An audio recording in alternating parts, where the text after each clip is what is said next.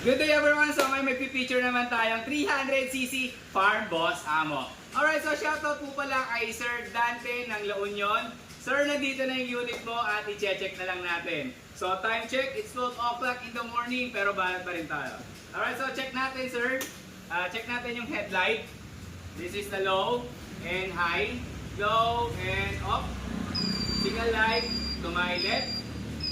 And signal light to my right. Okay? So, busina po tayo. Ayan.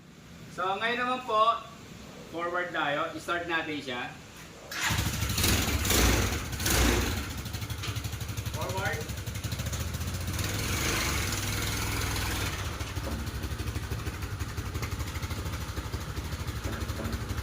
Alright, so ngayon, check lang natin tong kanyang bed. Ito po ay drop side. So, may kita mo, naka-drop po yung kanyang sidings.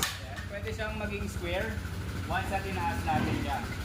Alright, so ngayon, drop lang po natin siya. Taas mo kasi At the same time, i-dump po natin siya.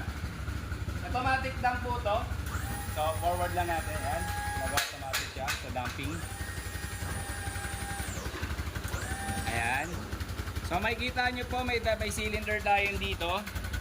At the same time, this is the automatic na rin po ang ating dump. Alright, so pag ibababa po natin siya, automatic din po siya. Automatic dump. Alright. Automatic din po siyang bababa. I-take down. Alright. So maximum load capacity po nito ay 500 kg. Alright, so sa lahat po ng nagdanais magkaroon ng ganitong klaseng unit, i-call nyo lang po kami sa number na may kita nyo dyan. Alright, so ngayon check pa uli natin siya. So ngayon, ano lang po, i-box ko lang. Para makita nila yung full. Ayan. Same time. Ito po. Ayan. So makikita nyo may mga lock mo talaga siya. For your safety lang. Bago natin.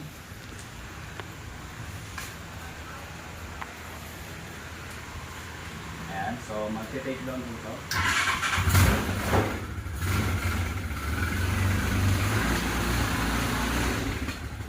Alright.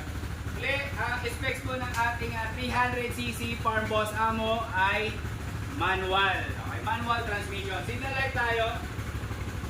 Signal light to my right. And signal light to my left. Okay, so ito po ang kanyang signal light and brake light. Okay. Ulit po, reverse naman tayo ngayon.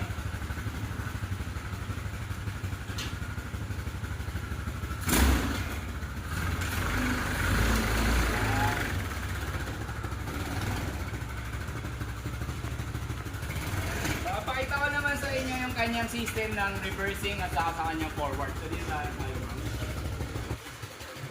So since na manual po siya, ito yung kanyang cambio. Ayan. At the same time may cambio rin po dito.